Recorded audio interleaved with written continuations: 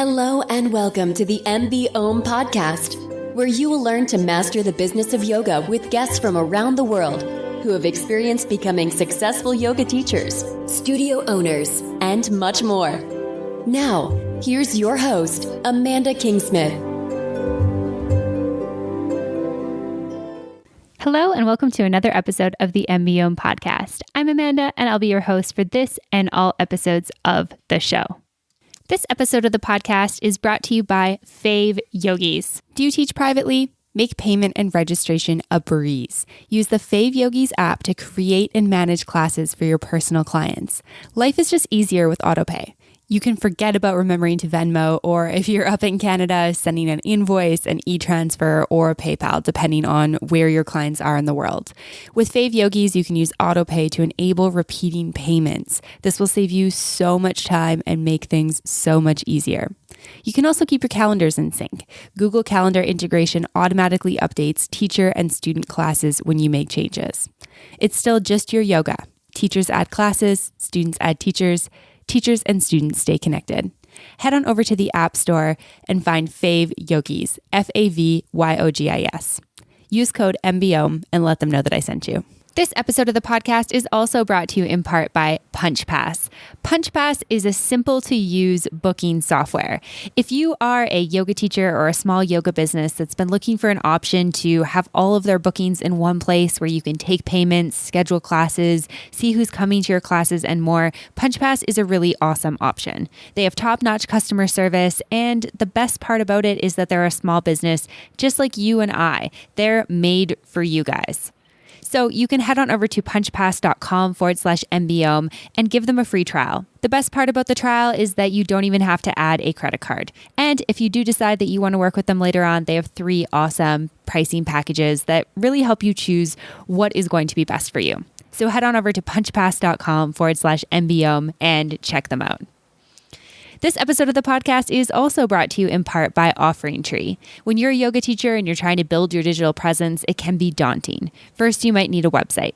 There are a lot of great tools for building websites like WordPress, Wix, and Squarespace. Then you need a way to email your students. Again, there are tools for that like MailChimp and Constant Contact. But that's another account to pay for and another password to remember. Then you need a way to schedule and register your students. Again, there are tools for that, but it's another account to create and pay for and another password to remember. Oh wait, how do I integrate my scheduling tool with my website? Arrgh! Instead of putting all of this stuff off for another day because it's too daunting, let me tell you about a better way. Offering Tree set out to make creating your digital presence fun, easy, and affordable. With one account, you can create a website in minutes that has your schedule built right in. They also have email marketing tools to collect email addresses, send newsletters, and automated emails to your subscribers. It all works seamlessly together with one account and one subscription. To learn more about what Offering Tree can do for your digital presence, visit offeringtree.com/MBOM. Offering Tree has been supporting MBOM for close to a year now. And not only are they really changing the game for yoga teachers, making yoga business easy, they're also just really awesome people. They're a small business just like me, probably just like you. And I love that when I get to meet with them, I'm talking right with the co-founders. They're in it every single day, busting their butts to make a product that's really great. And I feel that when I use it. Offering Tree is providing special pricing for MBOM listeners, so be sure to visit offeringtree.com/MBOM to receive your discount. All right, on to today's episode of the podcast. I'm very excited to be joined by Selina Rose. Selina is a registered holistic nutritionist, a yoga teacher, and an author. And she has a philosophy that's super, super in line with my philosophy, and I'm assuming lots of you out there who are listening. And on this episode of the podcast, we talk about dealing with stress. Being present, focused, and productive both in personal and professional lives is so important. And as yoga teachers, we know all about this, yet it's so easy to get caught up in everything that you're doing and just forget about how to manage stress. And so on this episode, Selina shares a bit about her story, her yoga background, and then talks about stress management through natural and holistic means. And we talk about how as yoga teachers, we can learn to manage our stress in ways other than, alcohol, sugar, coffee, how we can use yoga and breath work as well as holistic nutrition to really take care of ourselves. So for me, I feel like this was a lot of stuff that I already knew was important, but just a really gentle reminder to take care of myself. In order for me to take care of my students and the people that I work with, I really need to be making sure that I'm also managing my own stress in my own life and business. So I hope that you guys enjoy this episode and learn lots from it. And without further ado, here is Selina. Selina, welcome to the podcast today. I'm super excited to have you here with me. Thank you. Yeah, I'm excited to be here. Yeah, me too. I feel like this is going to be a really fun conversation, and I'm excited to dive into all things holistic nutrition, yoga, stress management, etc. But let's back up a little bit. Can you tell me your story kind of around getting into yoga? Yeah, so yoga, I credit it with saving me and saving my health. So probably about a decade ago is when I first found yoga. I was in my late teens, early 20s, and I was having tons of digestive problems. In my late teens, early 20s, I struggled with anorexia. And so during that time, once I kind of realized that I had a problem and sought help and was going through figuring all of that out and, reintroducing eating to my life on a regular basis, I was having tons of digestive issues, as a lot of people do when they go through eating disorder recovery. And so in that time, I was rediscovering my connection to my body, because when you have an eating disorder, you tend to shut off your connection to your natural urges and to your natural instincts, right? To want to eat in order to be able to ignore that.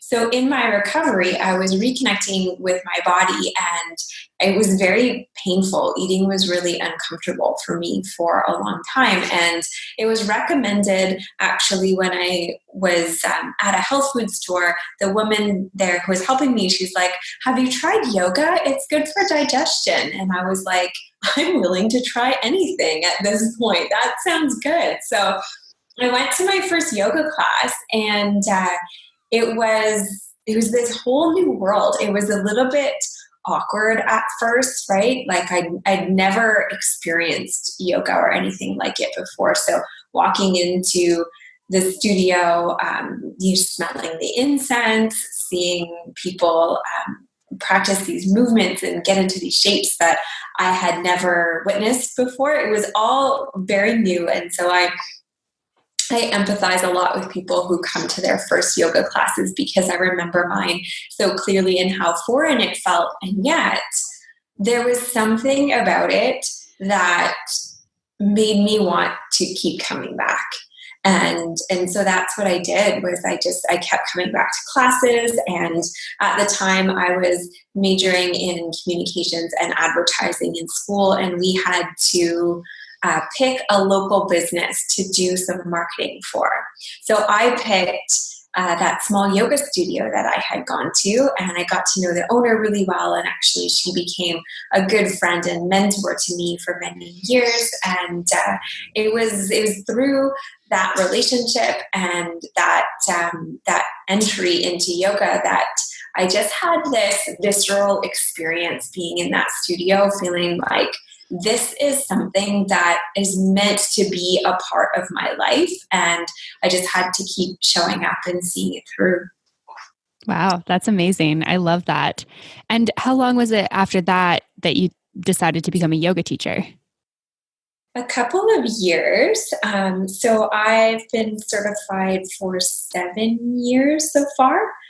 So it would have been just a couple of years before that I had my intro into yoga. Nice. And what kind of inspired you to take that journey? Because would you have been finished school at that point? Yes, I had graduated, and I'd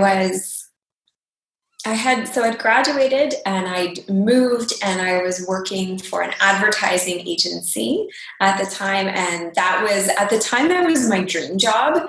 And I was living in downtown Toronto and feeling like this is not for me. The pace, the long hours, I felt like I wasn't able to implement the practices, like the yoga practices or the new nutrition practices that I'd started, I felt like I wasn't able to implement those and live the quality of life that I wanted while still having my career. So that was really discouraging for me at that time. And at a certain point, I just said, you know what, this is enough. I'm just going to let go of this job and I'm going to find something else. And so I left my job. I quit my job and I went on a yoga retreat.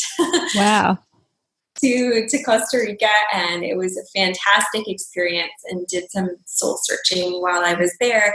And it was when I came back from that I felt like one of the only things that I felt sure about at that time was my love for yoga. And so I thought, might as well see this through, and the opportunity to go away for an immersion training came up. And so I thought, you know what? Yeah, this is the perfect time in my life. I don't really have anything tying me down, and I can go and live away for a month and do my training and just focus on that. So that's what I did. That's amazing. I did the same thing as well. And it was like such an awesome experience to be like in another country, just learning about yoga and learning how to teach yoga. Mm-hmm. Yeah, and surrounded by people who have that same value and those same practices. It was a really cool experience. Absolutely. And so when you returned, did you go back to Toronto and start teaching right away? Or what did your kind of like teaching journey look like? So I had moved back to my hometown, which is actually in Northern Ontario, Sudbury. So I moved back there, and then, I started teaching at that same studio where I had my entry into yoga. And I continued doing marketing for them, so that worked out well. And from there, I started to build my classes and build my personal practice. And then I ended up moving not long after that to Ottawa. And that's when I got certified as a holistic nutritionist. And as I started working with my clients, I started blending yoga into their programs because I could see practical ways that yoga would help them. I worked with a lot of executives and professionals, as I still do. And stress is such a big factor in their lives, and a lot of the people that I was working with really lacked the tools of things like breath work, or they weren't moving their bodies, and they were having a lot of stagnant energy in their tissues, so needing to open up and to stretch, or they were very athletic and needed something to kind of help them stretch out and wind down. So I started introducing people to yoga one-on-one. And then from there, I started teaching classes again. Yeah, that's awesome. I feel like those are a really like natural fit together. Like just as a yoga teacher, I've always thought it'd be really awesome to get certified in holistic nutrition, because I feel like, you can spend a bunch of time on the yoga mat taking care of yourself, but if you're not eating well or eating consciously, then the benefits are less. And same vice versa. You can eat really well, but if you're not taking care of your mind and body in other ways, then, you can still have health issues. So I love that. Absolutely. I call the two of them the dream team in my practice, because I completely agree that one without the other is like you're missing an element there. And I love the mindfulness that yoga brings to a person when you practice, and then when you take that off of your mat as well. Yoga and the mindfulness that it brings, as well as understanding holistic nutrition and the human body, those are the things that were pivotal in my personal healing journey. And so that's what I bring to my clients now. And I see the transformations in them, going from being stressed out and not sleeping and having rigid bodies and digestive issues and all of that, to being energetic and lowering their stress levels, having good night's sleeps, and feeling energetic and just having a better quality of life. I think that that they're a fantastic pair, and I want to share them with as many people as I can. Mm-hmm. Yeah, that's amazing. What was the response like when you were started introducing yoga with the people that you were working with from a nutrition standpoint? A lot of the people had said that they've heard of yoga, but they'd never tried it. I heard a lot of resistance to going to a yoga studio, sort of the aspect of, will I fit in? Like, or is there etiquette there? Is it going to be weird or different? And that's where I think my personal experience that I shared a bit of, having gone into a yoga studio fresh, like not having had the experience before, it helped me to empathize with them and give them, teach them yoga in a way that was approachable for them. People who come from more of an athletic background felt like it was too slow or too gentle, which we know that not all styles of yoga are that way. But, there's a lot of misconceptions. So I was able to approach them kind of where they were at, and teach them some different tools and techniques where they were at. And then from there, we worked up to being able to go to a class at a yoga studio and appreciate what yoga can bring to their lives. Yeah, that's amazing. I think that that's something, like, as a yoga teacher, that's really important to remember, is that not everyone feels like comfortable just going into a yoga studio. And we do have to think back to like our first times going. Like, I remember feeling quite uncomfortable the first time I went to yoga too. I think the teacher was wearing like these big flowy pants and like playing some chanting music. And I was like, what on earth is this?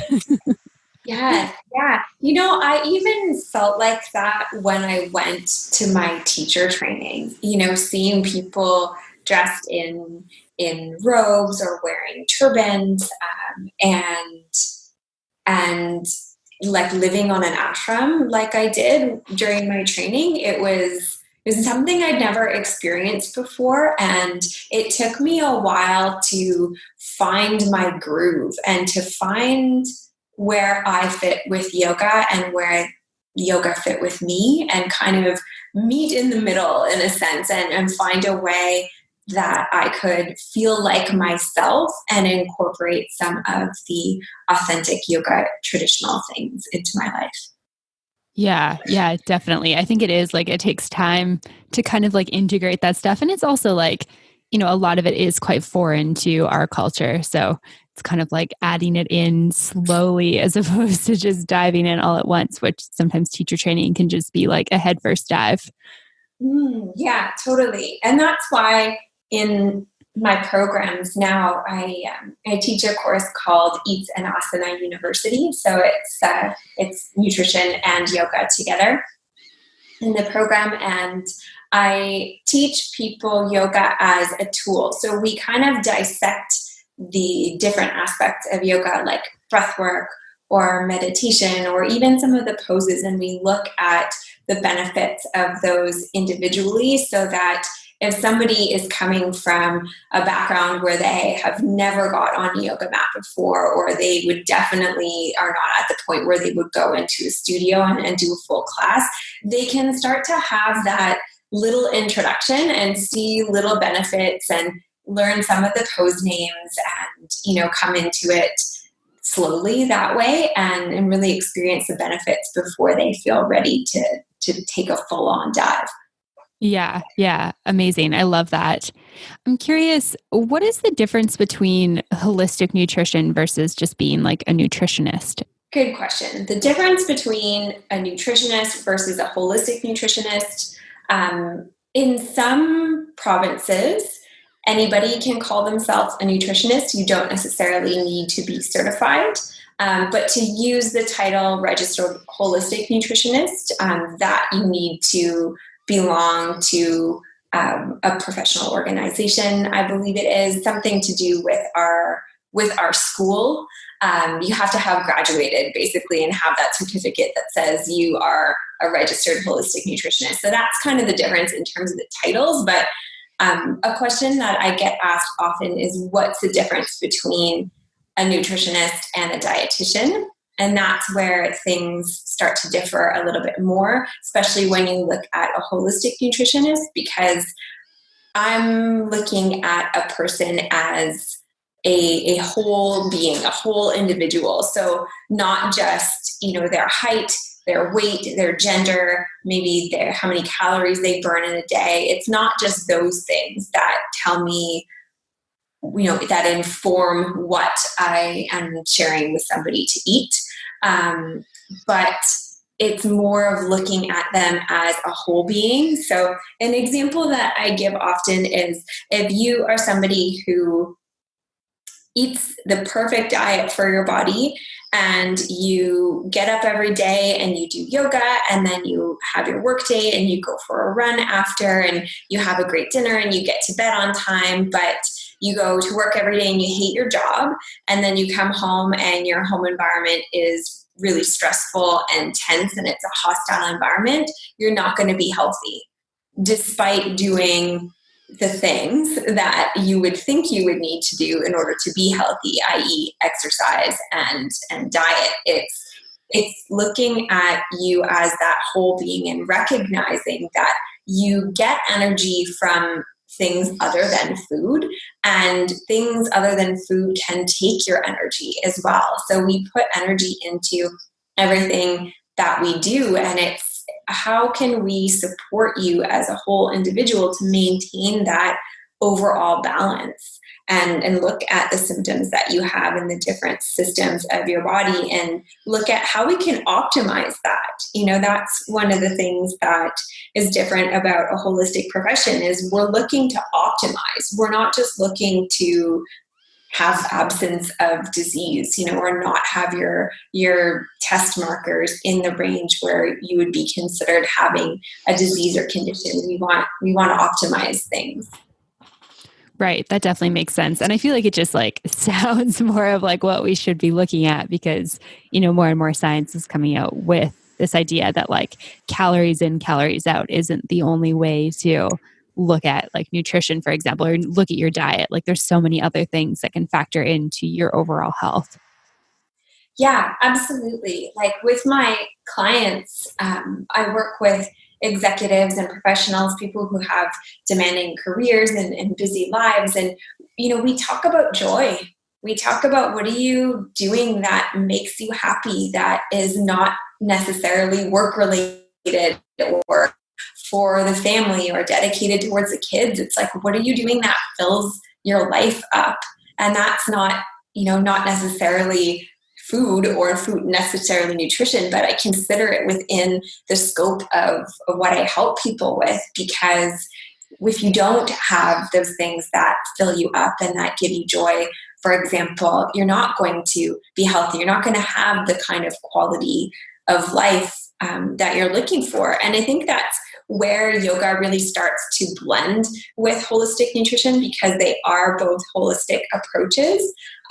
If you look at, for example, the idea that having stagnant energy in your body can drag you down, it can actually deplete your overall energy level. And if you have stagnant energy in certain areas, let's just say, for example, the throat chakra, if you're not speaking your truth and honoring your word and saying what's on your mind and those kinds of things, you can develop, either a sore throat or a neck ache, or if it goes on a long time, maybe something will start to be up with your thyroid. And these are the kinds of things that chances are you go and see your MD, they're not going to talk to you about that.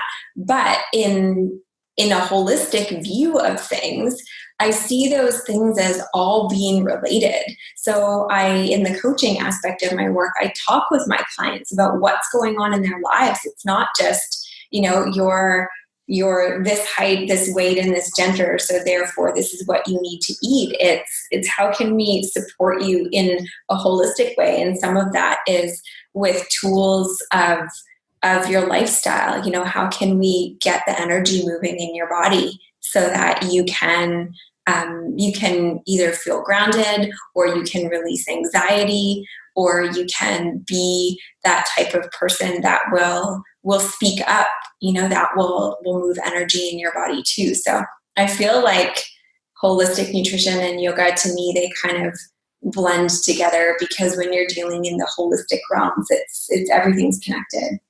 Yeah, absolutely. That definitely makes sense. Hey yogis, I just wanted to take a quick little break to talk about studio growth. Has your yoga studio's growth become stagnant? If you're like many studio owners I talk to, you've tried every marketing tactic under the sun. You started a blog, you're posting regularly on all the social media sites, running challenges, sending out newsletters, blah, blah, blah. Long story short, you're doing a ton of work and barely paying the bills. What if there was an easier way? A way to get new students regularly coming through the door without having to do so much work to get them there. A proven system that will consistently bring in 20 plus new paying students to your studio each and every month. Well, there is. Ron Medlin and his team at GetYogaStudents.com have developed a 3-step system that will help you quickly grow your yoga studio to a 6-figure profits and beyond without being shackled to your business. So if you're ready to grow fast and you'd like the blueprint to help you get started, visit GetYogaStudents.com today to get the exact system Ron and his team uses to help his yoga studio clients add 10, 20, or even 30 new students every single month. On top of that, you get a free 45-minute consultation session. So if you're kind of like, I'm not really too sure about all this, I don't want to fork out a bunch of money without even knowing if this is going to work, head on over to GetYogaStudents.com, book a free consultation, and just talk with Ron. He's got so much knowledge, and him and his team are willing to work with you with your studio's needs. And once again, it's getmoreYogaStudents.com to start getting more students in your yoga studio today. This episode is also brought to you in part by Punch Pass. You heard me talk about Punch Pass at the beginning of this episode, and I am so excited to be partnered with them. Before we continue with the episode, I wanted to tell you a couple more things about the software. So with Punch Pass, they have really done their best to make sure that you can focus on the business that you enjoy and let them take the hassle off your hands. And they've done so in a way that we can afford as businesses. One of the things that I love the most about Punch Pass is that they're a small business, just like you and just like me. And so they're made for us. They're not a big company that's just charging us a lot of money for the services. They understand that we're small businesses as yoga teachers, and they really want us to be able to do what we love, which is teach yoga. So if you've been looking for some sort of software that can make your yoga business a lot more simple, head on over to punchpass.com/MBOM to start your free trial today. All right, back to the episode. And I feel like that's a good segue into talking about stress. I feel like even though as yoga teachers, it's like we kind of ideally know how to use the tools of yoga, meditation, breath to kind of combat stress, I still feel like, our students are stressed, we're stressed out. Like, what are some tips for managing stress as an entrepreneur? Good question. So I like that you are calling out the fact that even though we have these tools, we're not immune. And I think I just want to call that out and kind of lift any veil of shame or judgment that anybody listening to this might be feeling, because when you're the yoga teacher and you do meditation and you have all of these tools, people might think that you should have it all together and that you shouldn't be stressed because you have all these tools. It doesn't really work like that. We're all human. So I wanted to say that off the hop. And then in terms of other things that we can be doing, some tips, let's start with sleep. Sleep is a big one. I think it's massively underrated.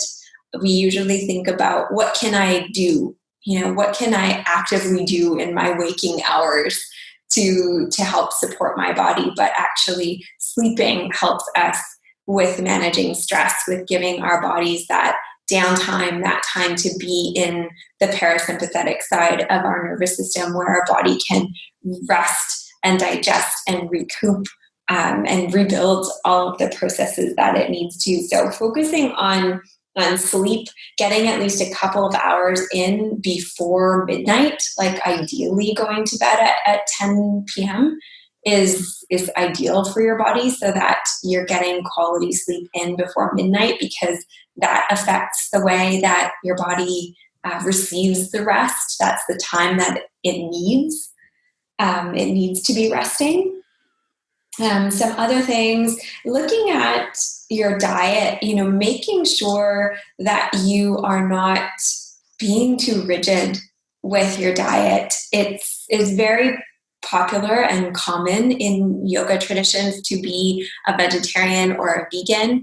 And I personally myself am not, though I eat vegetarian and vegan food all the time.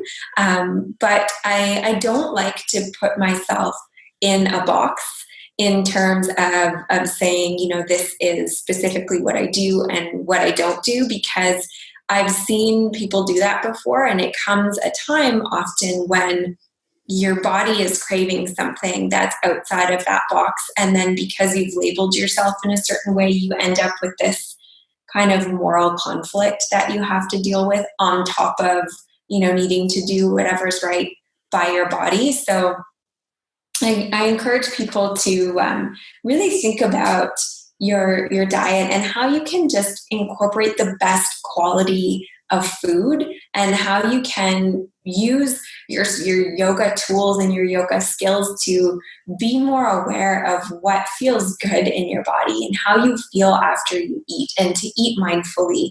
And in that way, you'll learn pretty quickly what feels good, what resonates with your body, or what maybe you feel more lethargic after you eat certain things. So you'll be able to take those kinds of things out of your diet. But definitely focusing on real whole foods, getting in lots of greens, and avoiding anything that you feel you have an adverse reaction to is super important. Getting enough water. I know that's super simple, but water is used in all of the chemical reactions in our bodies, and we are often dehydrated. There's plenty of fancy water bottles out there, so grab yourself one and bring it everywhere. Bring it with you everywhere you go, and make sure that you're staying on top of water, because that can help to increase your energy and lower the internal stress on your body.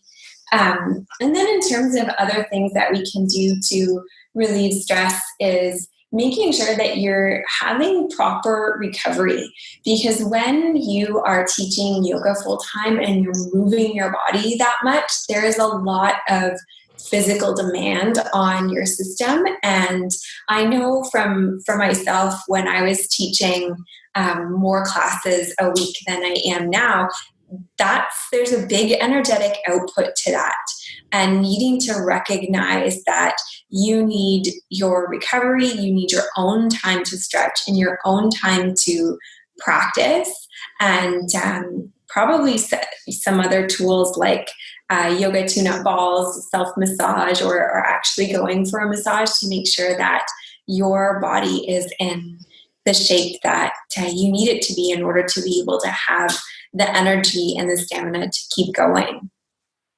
Yeah, those are all amazing. I love all of those tips. It's funny, as you said, drink water. I grabbed my water bottle to drink water. I was like, oh yeah, I should drink some water right now, which is kind of funny. I also really appreciate the fact that you brought up, this idea of as a yogi, as a yoga teacher, you often feel like you need to be vegetarian or vegan. And that was definitely a period that I went through. I was only eating chicken and fish, and then I was encouraged by some friends to try being vegetarian. And so I kind of went pescatarian with not eating dairy type thing.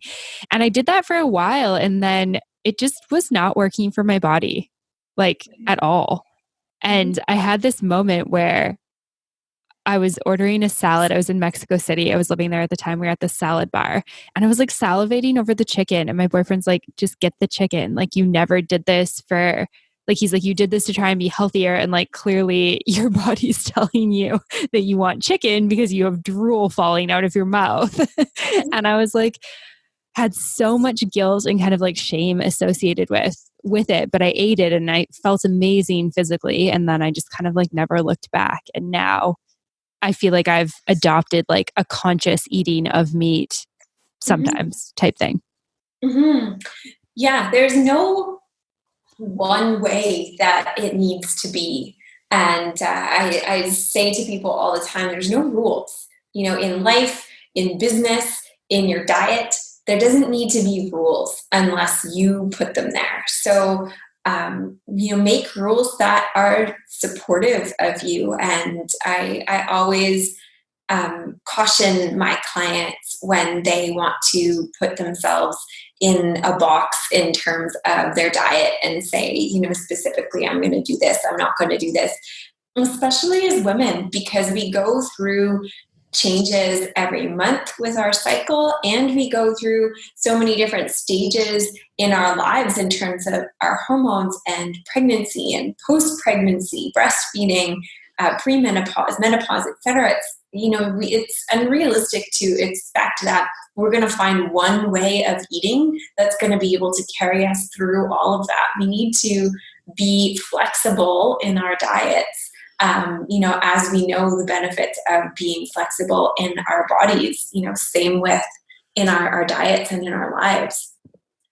Yeah, absolutely. I feel like that's such an important one. I read a book called Woman Code by Alisa Vitti a couple of years ago. Have you ever heard of that before? I have it. Yeah, I love that book. And it was like, it's such like basic stuff. Like, it's kind of like, hey, drink more water, where you're kind of like, oh yeah, like why have I not been thinking like this? Like, it's nothing that's like mind blowing, which is amazing because it's just simple enough that you're like, make a couple of shifts in your life and you can see these huge health benefits, especially like, as a woman dealing with changes in hormones every single month. Absolutely. Yeah. And that's a great book to get started. And watching how you feel in your body at the different times of the month, and using your intuition and not being afraid to try things, like altering your sugar intake or drinking more water, or eating meat strategically around your cycle when you might need some more iron. There's different ways to get around it. Mm-hmm. Yeah, absolutely. I guess I'm curious from a, nutrition standpoint. Like, I see, and I experienced this when I first was teaching yoga and teaching yoga more full time. Like, teaching can be pretty hectic, especially if you're teaching at a couple of studios. You can be running around all the time. You can be going to and from private clients. And, ideal life is that we've got lots of time for meal prep and we can eat, 3 whole food healthy meals a day. But I feel like the reality is sometimes like, okay, I just need to eat something. Do you have any tips for like the yoga teacher that's running around all the time as to how they can be eating a bit healthier while still being on the go? Yeah, absolutely. I bring nuts and seeds with me everywhere I go.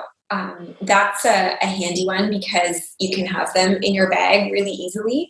So always making sure that you have some kind of food on you, or some kind of snack that you can carry with you when you're leaving the house. I also always leave the house with water, because sometimes you think you're just going to one place and then it ends up being a couple hours before you get back home. So those are 2 really simple basics. But in terms of packing a snack or some kind of food that you're going to take with you, I focus on protein. I focus on protein and I focus on healthy fats, because when you're out and about, grabbing some kind of carb is the easiest thing to find. That's plentiful in terms of quick snacks or things that you would grab, but it's more likely that you're not going to find a healthy source of protein or a good source of healthy fat. That's why I bring nuts and seeds with me, because it covers a bit of both of those bases. Or I have this recipe in my cookbook for turkey meatballs, and they've got rice and lentils and kale in them as well. And if you follow me on Instagram, I often do posts of like all the places that I bring these turkey meatballs with me, because they're like the perfect food to take on the go. So So something like that you can bring protein with you to help fuel your body. And then if you had to even just run into the grocery store and grab an apple or grab, something off the shelf there, it's easier to find a good source or a source of carbohydrates to kind of fill that gap, but focusing on protein and healthy fats for your snacks. And then just in terms of making it all happen, I can't stress enough the value of advanced preparation and planning is making sure that you have healthy foods prepped and ready to go, whether that looks like, doing up a big batch of turkey meatballs and having them frozen so you can just grab them and run and they'll unthaw in your bag. Or if it looks like, making a one-pot meal like a chili or a soup or something like that on the weekend that you can eat throughout the week so that you've always got something ready. Mm-hmm. Yeah, I feel like that's like one of the hardest things is actually scheduling that time in. And once you're in the habit, it's not hard. It's just kind of like building any new habit. You've got to practice it and you've got to like make the time to do a big grocery shop and plan out what you're going to eat and buy enough ingredients for that and then store it for the week and that sort of thing. And it feels so rewarding when you do it, but then you miss a week and it's like so easy to just be like, I'll just get sushi today. Yeah. I see a big difference in myself, both mentally and physically, when I miss a week in my meal prep. I feel like I'm always behind the 8 ball on those kinds of weeks, and so that's extra incentive to be prepped and ready. And then anytime I cook, I never just cook for one meal. I always cook in bigger batches because I figure if I'm putting in the effort once, I might as well eat 3 or more times. Mm-hmm. Yeah, absolutely. Me too. I feel like one of the things I've often heard friends say is like, if they live alone, they're like, oh, well, I don't want to just cook for one. And I'm like, well, just cook for one for the week then. Yes, exactly. For sure. And so those are amazing tips. Thank you. And I'm curious kind of on the other side of it. So as yoga teachers helping our students manage sort of stress and all this other stuff, what are some ways that we can kind of like sprinkle stress management into our classes to help people a little bit more? And this is kind of obviously, with yoga, you have, if you do breath work, long shavasana, some meditation or mindfulness can be really great. Are there any other ways that we can kind of encourage, I guess, like some stress management for people who are like crazy stressed out? I think in our cueing, if we, at the beginning of class, encourage people to let go. I'll tell you a bit of a story. I noticed a big difference in myself, the way that I show up to my yoga practice. Since I started my business and my business started to take off and get busy, I noticed a big difference in myself kind of pre-business and post-business, because the amount of things that go through my head now is, I want to say, 10 times or more. And it's when I come to my yoga mat and I finally take that time to exhale and relax and get present that my mind fills with all of the things, or I need to email this person, or I have to go over here, or I forgot to do that, or it's just this running list of things. So I think recognizing that our clients who are coming into the yoga class, they have all of those things going on. And so even though they might be lying flat on their back when we walk in to the room to begin the class and they look peaceful, they might just be doing the mental list of all of the things and trying to get their minds to wind down. So cueing around letting go, doing a quick visualization even at the beginning of class. Something that I do is I'll get people into child's pose, so third eye is connected to the mat, and I'll have them do a quick visualization of all of the things that are in their mind, pouring out that third eye and grounding into the mat. And just little things like that to help them come back to center and to recognize, oh, this is the time for me to let go. This is time for me to be present. This isn't just, let's move my body into these shapes while I think about everything that I would be thinking about if I wasn't in this room right now.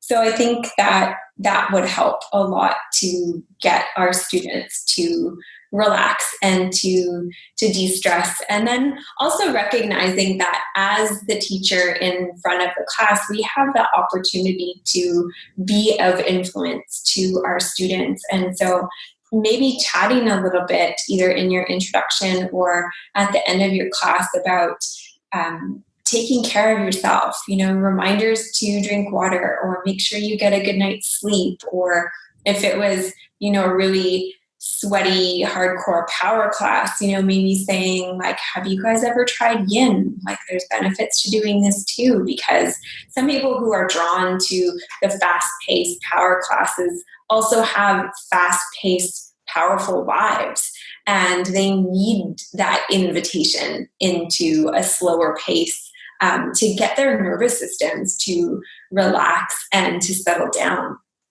Mm-hmm. So little things like that, and being willing to be a resource if you have things to share or to teach your students outside of the classroom. Encouraging that type of dialogue can be really helpful for the students.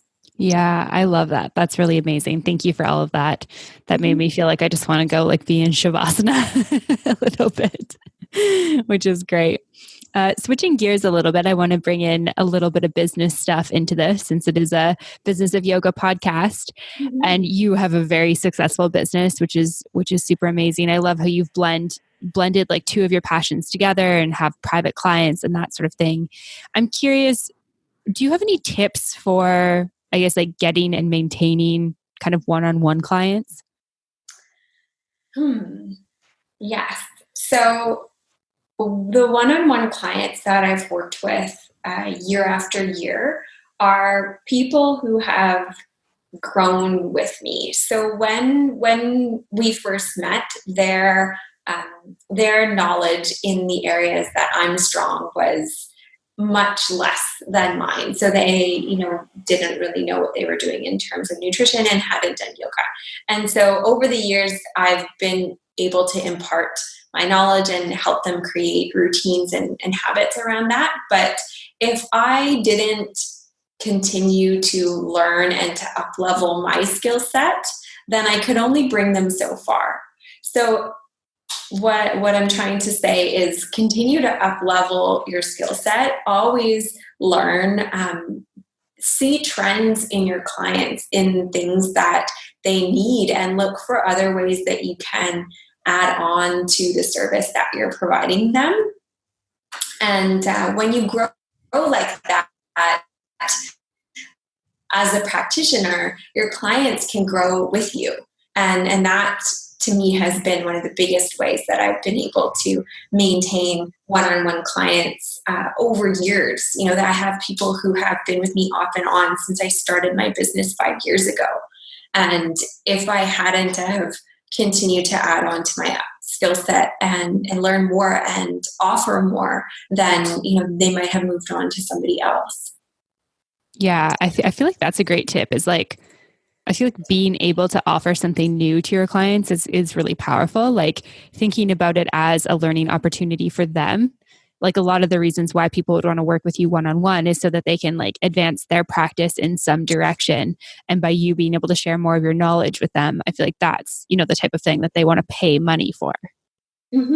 Exactly. Yeah. Or, for myself as a nutritionist, if somebody came to me initially for nutrition, I might start planting seeds about them practicing yoga, or vice versa.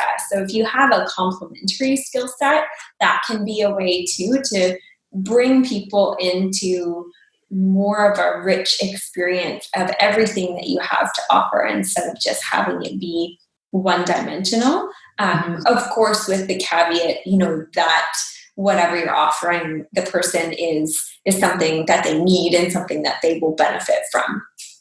Yeah, absolutely. I feel like though, if you have something that you're like very passionate about that you can talk about in your group classes, I feel like there's definitely going to be people who, are asking questions afterwards and are kind of like interested in that.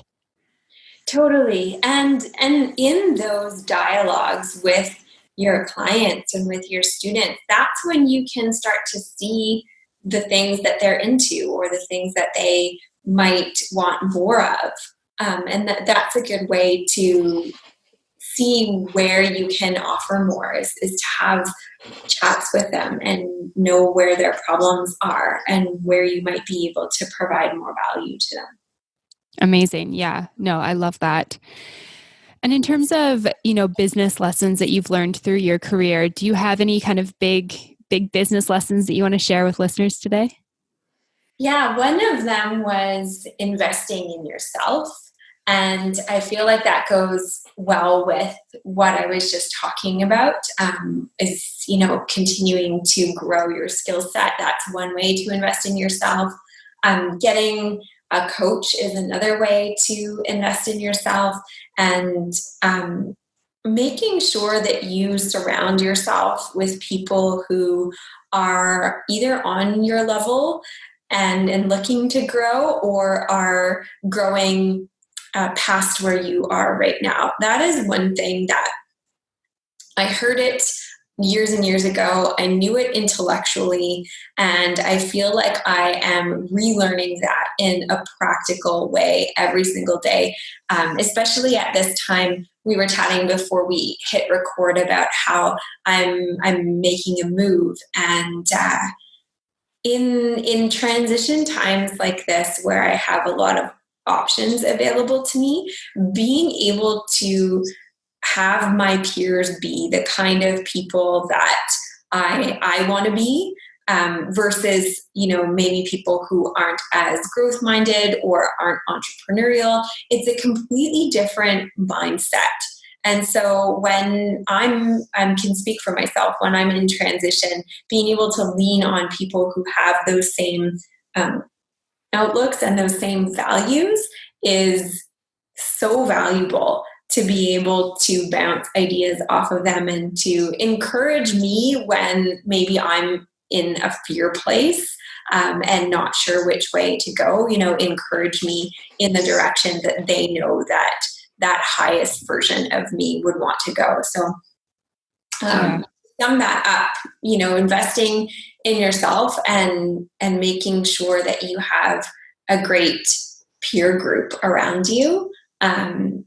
And then also I have one more thing that I'll share that's maybe a bit more businessy, is looking at where you are investing your money, especially early when you're looking to grow your business. There are things that I thought would make a big difference, like say having a website early on, or doing a photo shoot or something like that early on. And especially because we live in such a social media type of age, an Instagram age, those types of things aren't necessarily going to make you money. So first and foremost, when you are starting out and you're looking to build, is focus on the things that are going to help you strengthen relationships with clients, and focus on delivering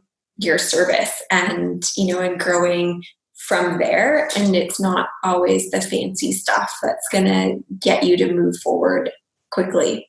Mm-hmm.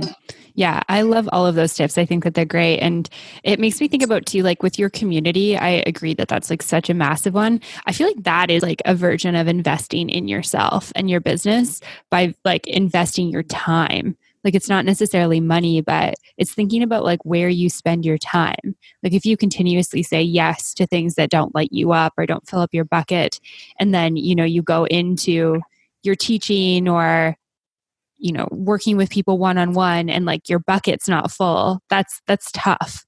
Like that's a really tough place to be in. Absolutely, it is. And I've had to do this many times where I kind of stop and take a step back from everything and reevaluate. particularly when it comes to teaching yoga, because there were times when I was teaching at 3 or 4 different studios and my classes were all over my schedule, and it wasn't allowing me to leave time for the other aspects of my business that I really needed to be giving attention to. And so I had to take a step back and say, okay, how can I rein this in? Where do I feel the most aligned with teaching? Where do I enjoy my classes the most? Where do I feel like I engage with the community the most? And start to tailor things from there, because there's only one of me. And time really is precious, especially as a business owner. Focusing on where you're spending that time and making sure that it feels aligned, and that there's some kind of ROI. And I don't always necessarily mean financially. Sometimes working at a certain studio will allow you to have a certain relationship either with the owner or with the clients, and those kinds of things will be more enriching in your life than, say, the studio that pays $5 or $10 more a class. So looking at all of the things and considering that in a holistic way as well is a good tip for when you're looking at how your schedule and how you're spending your time. Mm-hmm, absolutely. I completely agree with that.